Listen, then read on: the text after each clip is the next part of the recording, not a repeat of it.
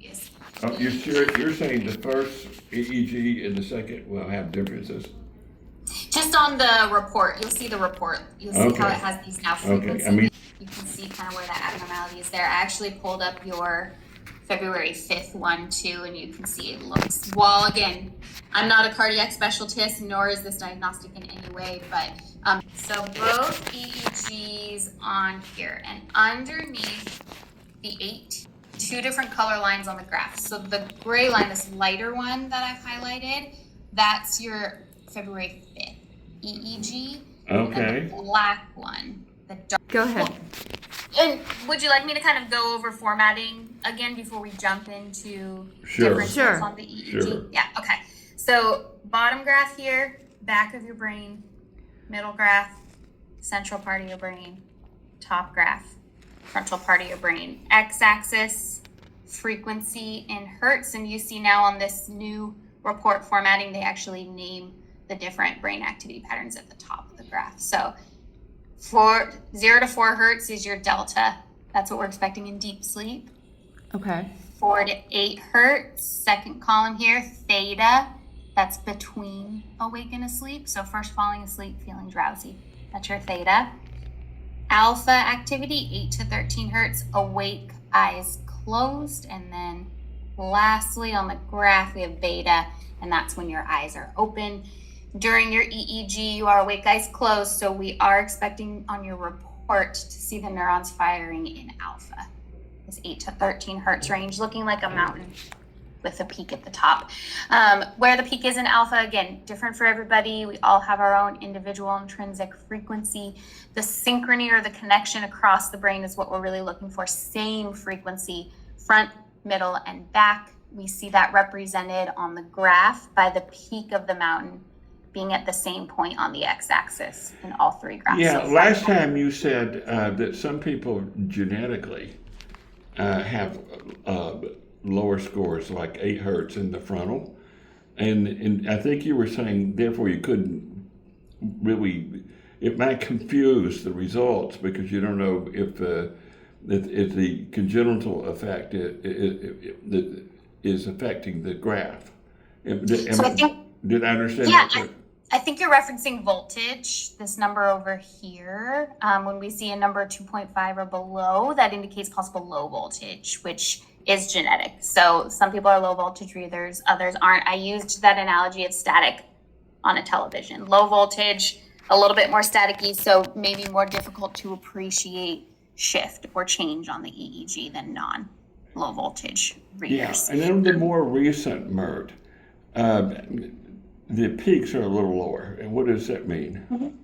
So that could mean one of two things. It could mean diminished alpha activity, so less neurons firing in that 8 to 13 hertz range.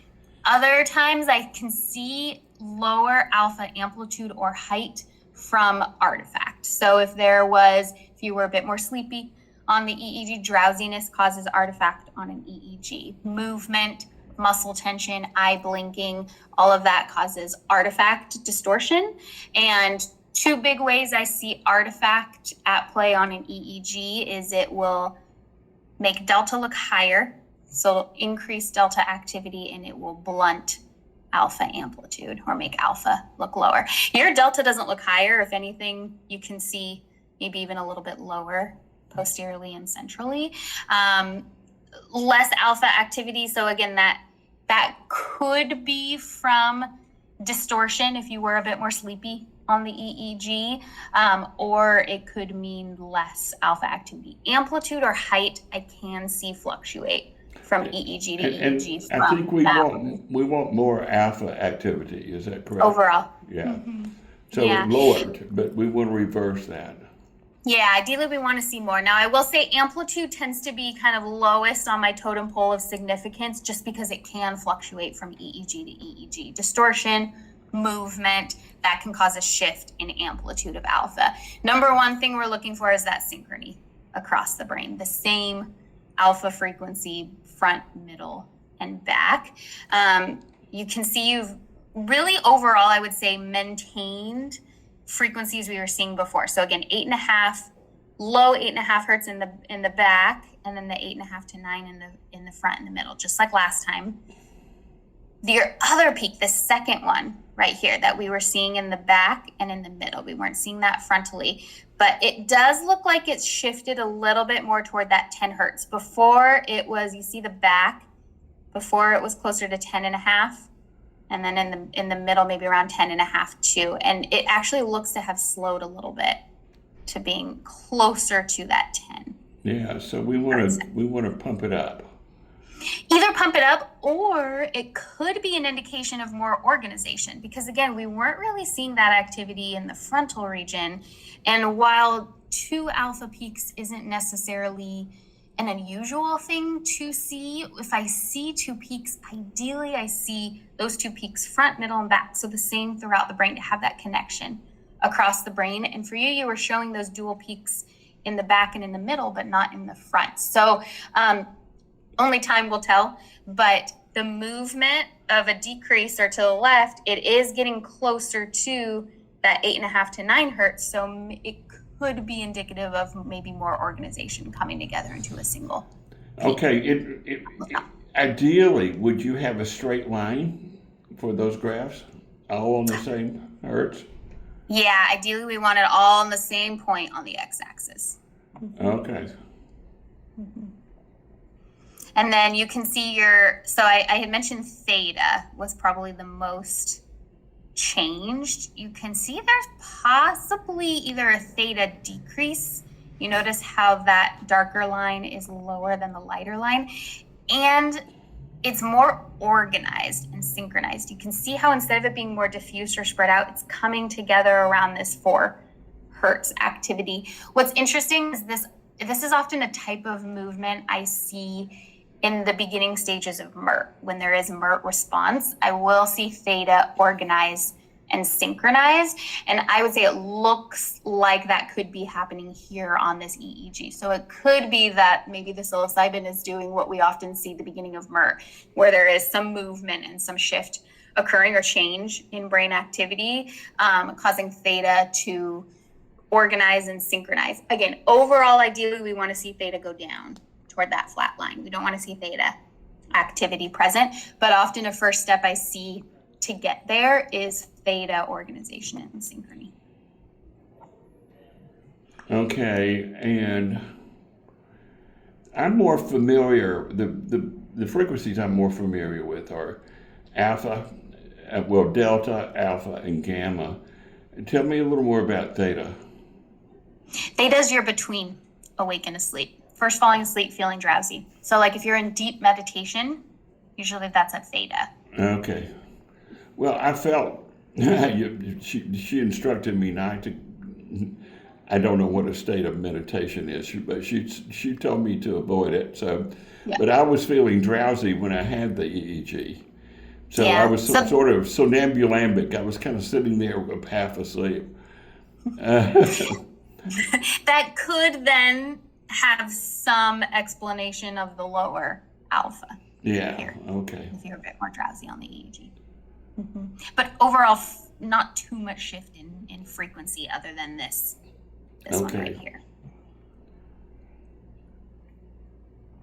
And are you seeing more with that other substance that people are getting in Mexico? Ibogaine? Ibogaine, I see more of a change on the EEG immediately post Ibogaine. Generally, again, everybody is so different. Sometimes I see minimal to no change, but I would say out of all the patients I've seen, more often I see a more dramatic shift immediately post Ibogaine. Not necessarily a positive shift, so not necessarily a better looking EEG than pre-Ibogaine, just more of a difference pre and post.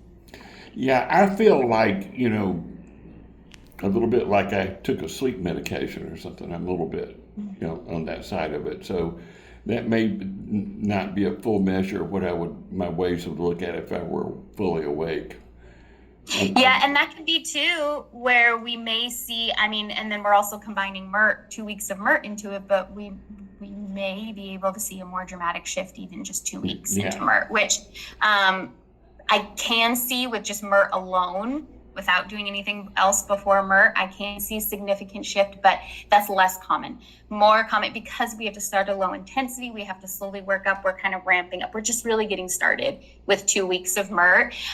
So it's less often I see huge EEG shift within the first couple weeks of MERT. So maybe with doing, I mean, again, this is one of those we don't know until we know, but maybe doing something prior to would kind of push that to see a more significant shift within the first 2 weeks than we would normally. But again, Okay. remains to be seen. Okay. Yeah, I'm sure I'm still under the effect a little bit of the psilocybin.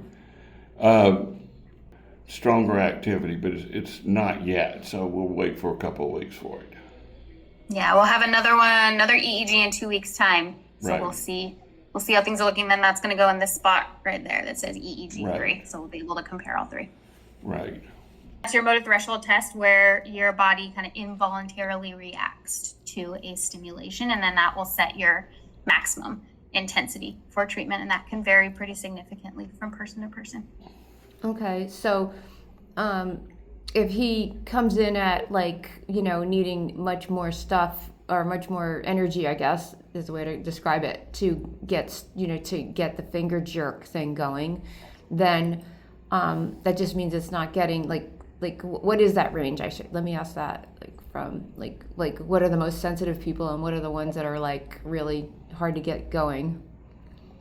It ranges a lot. Sometimes I see a very low. Sometimes we'll even go up to a point. We go up to a maximum intensity. I don't know the exact stimulation. The neurotechnician should know, but they'll go up to a maximum. And if there's no reaction to that, then we don't even go beyond that. And that will be, we have kind of a standard protocol we do if there's no reaction to the treatment. But then you're started off at 50% of that. So it's not that everybody started at the same intensity at the beginning of treatment. Your beginning treatment output intensity is based on your motor threshold testing and then your overall maximum intensity.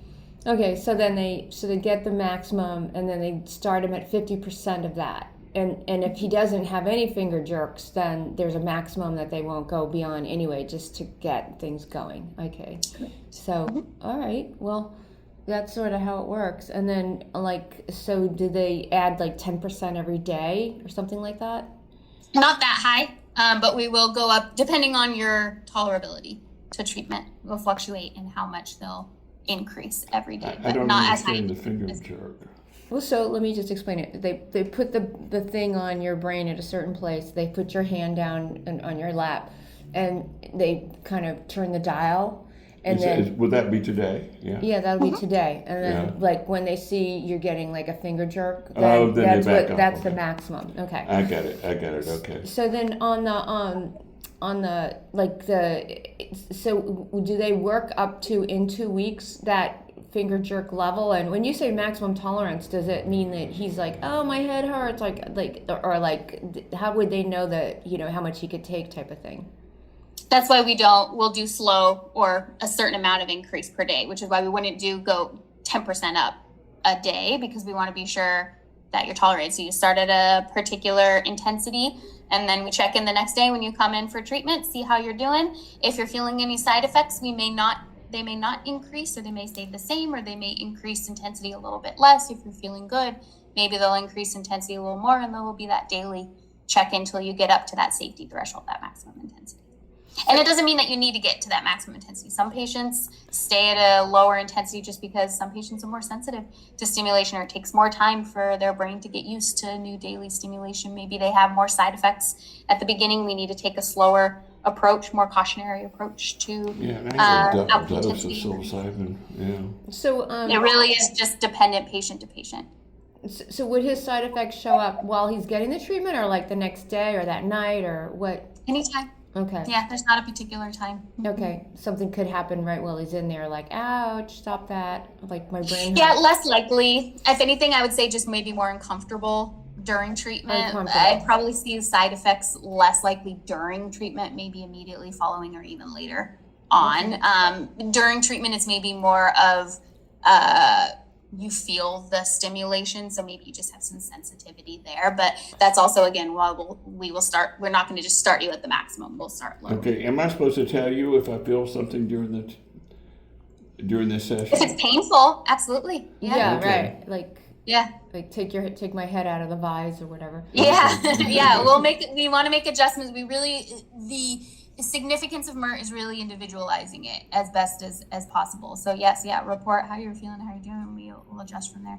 Okay. And there's multiple parameters. It's not just like intensity, right? Or is it like the waveform and everything too, or is it? Yeah, and that's all dependent on EEG. That's dependent on EEG. So output intensity is changed daily based on how you're tolerating treatment. But then the amplitude, location, frequency of stimulation is based on your EEG. Okay. So they're gonna hit like all the lobes in the first session. So the location of stimulation isn't necessarily the location where we expect to see a treatment response. So very often, we anticipate or hope to see shift across the brain, even if we're only stimulating one area. Okay. So today he'll probably just get like one area. Frontal lobe. Most likely, I typically tend to see one location. Okay. All right. Well, gosh, I mean, I guess we could ask questions for hours. Thank you for your patience. We'll be with the technician